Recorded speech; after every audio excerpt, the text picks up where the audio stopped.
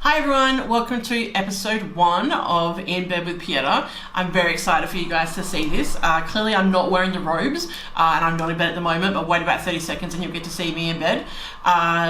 On this episode, we have Umar from Umar Comedy. I have Matt Hale, he's a comedy hypnotist. They both have amazing shows coming back to Fringe in 2020. In this episode, you will see why Umar got a bit frustrated when people started storming into his show last year. You get to see Matt has a big blue thing on his middle finger. And finally, you get to find out how to not be picked on by comedians at a show. So, look forward to showing you. Let us know your thoughts below after. This stage and then... Hi. Ooh. Didn't see you there. This is awkward. Welcome to the pilot episode of In Bed with Pieta. Umar had an idea of what we're going to name this episode, but I might talk about that a bit later, see if it works. Okay. Yep. So thank you. This is basically going to be a showcase of people from Perth that I respect, love what they do, and think that they represent Perth in a really, exciting way. And I have questions for them about different topics. So today I have with me... Umar. And what do you? And do you want to talk a bit about yourself, Umar? Oh, sorry, yeah. My name's Umar and I'm a comedian based in Perth. Cool. And you are? Oh, and I'm Matt Hale. I'm a comedy hypnotist and I'm based in Perth. I like long walks on the beach and world peace. So. And I don't.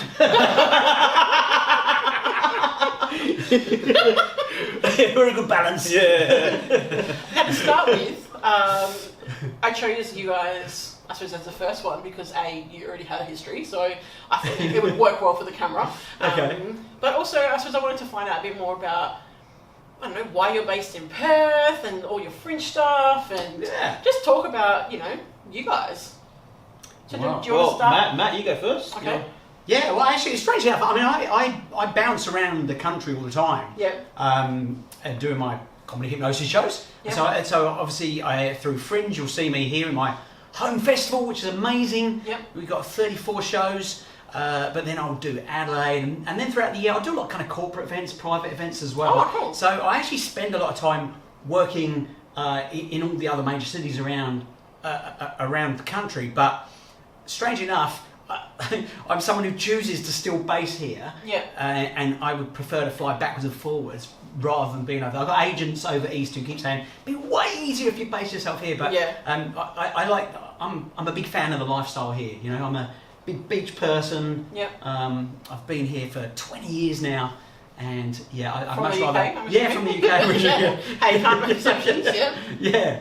So for me, being based in Perth and travelling that way round works really well. I just get a lot of frequent flyer miles, really. Yeah. Yeah. And what do you do corporate wise? So I do just entertainment for events. I do talks on the mind as well. So I do a keynote talk called Mind Hacking Happiness, which shows people how to program their mind for happiness and success. But in the entertainment arena side of it, you'll see me do a lot of after dinner entertainment at big corporate events. Yeah, I'll do a lot of those conference entertainment. Yeah. Oh, nice. Nice. One of the things, guys, is this is going to be completely unscripted, clearly, and unedited. So you're going to get it literally from when we sit in the bed and start talking to when we're finished. So, Umar. Yes, hi. Hello. Can you tell us hello? Can you tell us a bit about that show that you won some awards with? Yeah. So I won the 2019 Fringe Comedy Best Show Award, WA award. Yep. The show was called Halal. Is it meat you're looking for? Mm-hmm. It was it's pretty good. Pretty good. It's amazing. Yeah, it was all right. Sorry, hungry. It was a great show. It was my first solo show. Yep. I was very happy with it, and they gave me the award at the actual show. Oh, nice. Which was actually quite special for me, and it was Yeah. like they asked all the finalists that day to write a speech in case they won. Nice. And because I'm dyslexic, it took me like the half the day of my Sunday Yeah. to write this, and I had shit to do.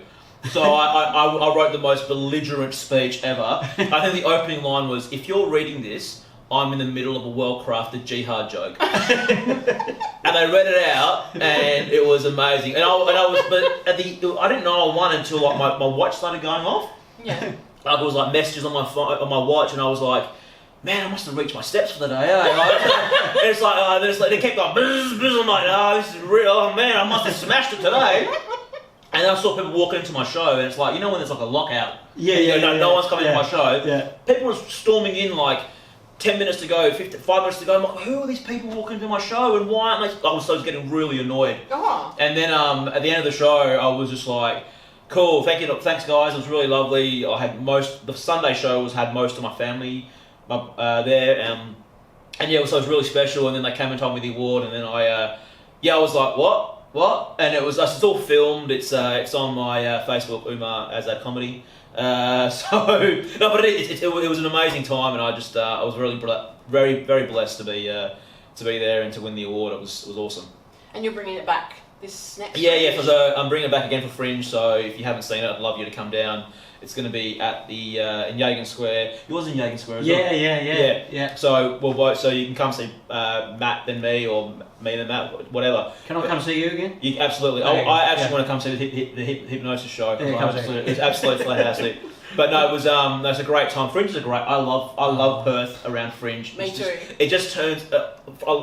It's alive now, but over Fringe, it is absolutely popular. It's a whole next level. Yeah. Yep. It's like, is it the third largest in the world? It is now. Yeah. Edinburgh, and then Adelaide, then us. Yeah. And it's crazy. Adelaide. I'm pretty sure it's Adelaide. Adelaide second, yeah. Yeah. Shout out to all the Adelaide promoters that haven't booked me. Adelaide's fine. Really? I didn't know that. Oh, that's awesome. Yeah. That's awesome. What I've loved about Fringe recently the last couple of years, is that they've really spread out. And like Midland was a hub. Yeah. And you've got like the Fremantle hub, and even in Wanneroo, like there's a show at like Leapfrogs. There is. Yeah, there's comedy there. Yeah. I love that because if you are going on a date night, say as a parent, you don't want to go into the city, but you still want to have like a Fringe experience. You can just go to like somewhere relatively local. Date night in Wanneroo. Okay. Yeah. No, Wanneroo's great. I love Wanneroo. That's why I brought it up. Yeah, you got Forestfield, I got Wanneroo. Represent. Scarborough. Yeah. 6019, baby. Do you know? 6058 still the best. But I saw your show was. Are you doing Sunset Veranda? Yeah, that's a fantastic. Have you done that before? I've done a showcase there, and it was phenomenal. But what was more amazing for me is the show was just after sunset, so I got to see the sunset there. And honestly, I had a moment where I was like, "This is shit." No, this is so incredible. It was so. You're gonna have to put a disclaimer about the swearing, and Mum can't watch this. But you did a few shows there, so you would have seen it. Like it was so just nice. Yeah. It was, and everyone's so up and about, and I love. Are Fringe sponsoring this video? No. They should. But no, it was that venue I think is great, and just the scenery around there, and I love that it's so spread out. Yeah, me too. Yeah. It's. I think what I talk about in like future episodes is how spread out Perth is, and that not necessarily being a positive thing. But I think in this instance, I love that they've embraced the fact that we're so spread out. Yeah. And you've got one show at the local school near me. Oh yeah, up in Ocean Reef. Up in Ocean Reef, at the Prendeville Hub, and then I'm also down in Coburn as well at the Gateway Shopping Centre. So it's crazy. Yeah, we're all over the place. That's fantastic. Yeah, I love it. It's accessible for everyone, and I really want to bring my kids to your show at Ocean Reef because trying to get them to go into the city, even because they're like teenagers, so they don't really want to go to the kids ones. How old are they? Sorry, 15 and 12. They can definitely not come to my show. I think perhaps my eldest, perhaps. Yeah. If you're watching this, Riley, you've stopped doing kids parties. I've stopped kids parties after that incident. I've stopped those kids parties. Legally, I'm allowed to say that. Shout out to my lawyer brother. True story, and his lawyer wife. So L'chaim. No, but I once had I mean, what's the youngest? I mean, do you do like kids? So it's we always say it's an all ages friendly show. Yeah. So anyone can come to the show. You've got to be 18 and above to take part. Yeah. Not because of the content in the show, but because you don't want a whole bunch of adults and then a 12-year-old sat in the middle of a big group of adults. So yeah, but I mean the kids absolutely love it when they see their parents, their brothers, their uncles, whatever, up on the stage. Yeah, I can imagine. Love it. My kids would love it if I was clapping like a chicken or something. Yeah. That's so cool. 100% chicken free, so good, every okay. show, that's a guarantee. Awesome. Okay. Yeah, so I freaked out once because I had like a 14-year-old at my show. Oh. But I didn't know until like because when you, as a comedian you scan I scan the audience because I really want to know who's there. And I'm like, cool. There's a couple. There's a brown guy. There's a brown guy with a beard. I know who to talk to and what to talk to. I'm like, why is there a kid here? And then my ADD just takes over. And then like the first thing I address the show, I'm like, why the hell are you here? And he's like, Mum brought me. And I'm like, where's your mum? He's like, oh, yeah. And I'm like, you do know what we're going to talk about? She's like, oh yeah. And then soon I start talking about 9/11 and stuff. He just went, and I'm like, oh, listen, brother, you got something to talk about tomorrow at school, So it's amazing. I love how they come, but also it's don't bring your 13-year-old to my show again. If you're watching Valerie. No, but I love it having those people in the audience because it just. For me, especially for stand-up, it's just so much fun to banter with it. It's cool. How do you choose the people that are in the front row? Do you know what I mean? Like, obviously they're in the front row. Like, sorry, I should rephrase my question. Sitting in the front row, you're definitely going to get picked on. Yeah, I don't know. I don't call it picking on. I call it targeting. Yeah. But I think it's one of those ones I think you got to be really careful who you look at people's body language. That's what I'm kind of you look at the body language and like there's some people that come to shows and go, they go, this person wants me to talk to him. Yeah. I'm like, and I don't want to talk to him, like, because he's got something to say, and I don't want him to say it. How do you pick that?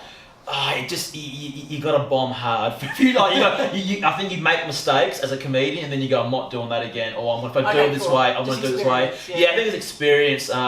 Sometimes you're just really good at it, like me. But I think what I find is the front row. I don't pick on the front row generally. Okay. I pick on the second row because they're not expecting it. So do you think the people in the front row are kind of going like, I'm front row, I know I'm a target, I'm up for it kind of thing? Yeah, and then when you don't do it, you see them, they get jealous, they're like, I'm not here, why is old mate getting talked to? And then you play on that and that tension, and then you look at some guy and you're like, you want me to talk to you about your stupid shirt, don't you? And they're like, yeah, and I'm like, no. And I think, but then that's funny, like it creates atmosphere, it creates tension, you let the tension off a little bit, and that's where the humour comes in, so this is a masterclass now. I'm taking notes. Yeah, you're taking notes. I've always wondered that though, because I'm like a third row sitter. Okay. You know what I mean? And clearly I have no problems with being camera or whatever. Yeah. But I've always wondered, what would I do if I wanted to get noticed, or what wouldn't I do? Do you know what I mean? If people are looking down at the ground, I'm assuming you're not going to pick on them.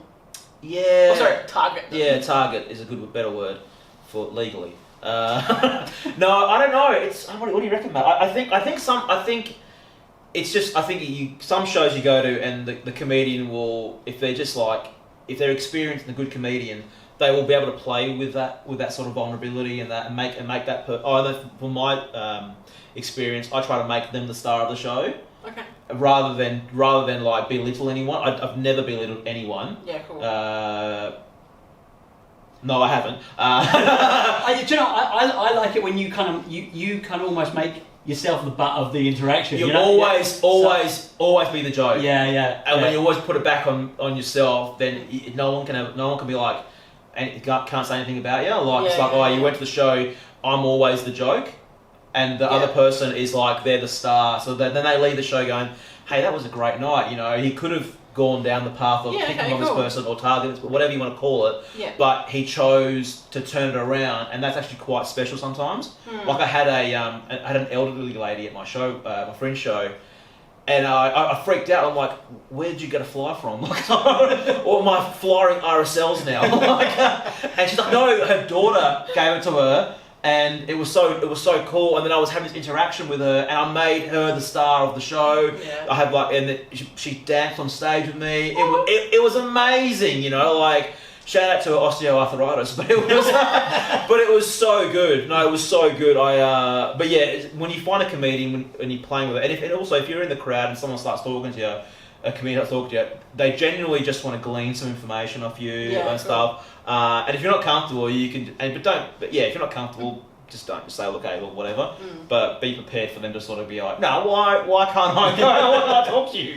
Well, what about with like how do you choose who you're going to hypnotise? Because I would be terrified. So I would literally be the person going like, "No, I'm good." Now this is really interesting. Now, because I have a lot of people who come to my shows. Yeah. They want to see the show. They don't want to take part, but they think I'm going to pick on them, right? So they try and sit towards the back, like a comedy show. If you don't want to be picked on, they think, sit at the back, right? But I can't do a show by picking on people because. You know, it's a two-way process what I do, right? So you've got to want to take part. Yeah. So it's actually quite funny because it doesn't matter where you sit. And I think it surprises people because it's just an open invitation to whoever wants to come and join me on stage.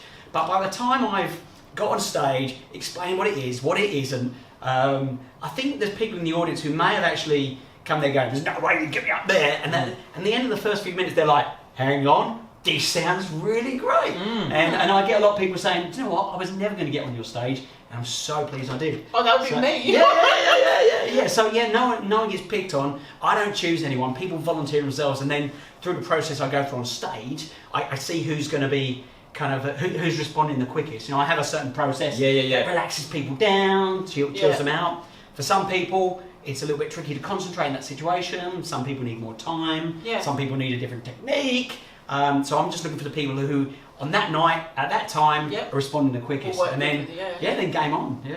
Nice. Because I would be at a comedy show, because I'm happy to laugh at myself. I have no problems. Like, I'll be sitting at the front going, it's cool, or whatever. But, I would be worried. I'd be like, I don't want to get hypnotised. But, hey, it's good to know that I'd have to actually put my hand up. I'd be so scared. Like, I'd be like, what are you going to talk about? Like, it's like, do your favourite thing. I'm like, it's like this. What did you do last week at this time? I'm like, oh, buddy, what's going on? What time? So I don't know. Like that would freak me out. And then it'd be, I don't know. I'm coming. Do you think if I could honestly glean people's secrets, make them do whatever I wanted them to do you honestly think I choose to be doing that up on a stage once a night? Oh my God. I'd be stood by a bank machine going, you believe that money is mine. Way easier. But none the wiser either. That's true. God, that was a fierce click as well. That was a fierce click. You're halfway there. Oh, no. You were just like this. When he did that, I was like, tell me more. Oh my God. This is too good. Well, thank you so much for being part of my first episode. Is that it? That's it. Why can't we stay here all day? Well, we could, but I don't know if they would keep watching. Well, camera's off, let's go. Yeah. I think they should. Oh, whatever. Well, sure. No, you've already said it. We'll end it as awkwardly as we started it, maybe. Yeah. Just kind of. Well, before we do the awkward part, what's your down there? I'm going to put your Instagram. My Instagram is at Umar Comedy. And do you want your Facebook as well? At Umar Azad Comedy, because someone stole the other one. How rude. Yeah, I know, Dad. That's hacky. We can't take that, can we? Damn it! I'm gonna get so much shit from that. From the comics. You bloody hack. And what about you, Matt? At Hypno Hale on Facebook, Insta, wherever you want to find me, I'm at Hypno Hale. Yeah. Well, that's easy. That's very easy. I'm at Perth Happenings. If you're watching this, I'm assuming you know that, but at Perth Happenings. If you're interested, I also have my personal Instagram, which is at Pieta Sharp. Crazy. Yeah. And so thank you to the Adnate for having us here. How nice is it here, hey? Oh, dude, have you seen these? I'm not even joking. I've taken all the body wash and the body lotion. I took it from this. I took it from in there. But I did. Like, it's so good. Like, this is made in Canada. Mate, you play too small. Have you seen these? Yeah, I know. I'm taking the whole thing. I'm like, everything in here is mine. Thank you, hotels. Adnate, is it? Yes. Adnate Hotel, thank you. You will rue the day you let me in here. Yes, and also thank you to our coffee sponsor. Oh, yeah. It's great. Cold brew. Cold brew. Yeah, they like cold brew. How many coffees are in here? Oh, lots. It's a concentrate. So basically, you drink that and you're powered for the day. Buzzing. Or you can get them in those big 2-litre. They're not called flagons. What are they called? Anyway. And you can do it like for a party, for example, like this one, when you're going to have espresso martinis. Yeah. You can have it for the whole night. You just pour it in and you're sorted. And for all the Muslim viewers, just have the coffee by itself, like I am. Yeah, just coffee. That felt weird. So awkward. They're not all winners, all right. They're not all winners, all right. But the show is. Well, thank you. We all look forward to seeing you both for Fringe. Yeah, absolutely. And thanks for watching the first episode. This is In Bed with Pieta. I look forward to seeing you for the next 3 episodes. And if you love it, comment below. If you don't, just close your browser. Just keep moving on. Move on. Yeah.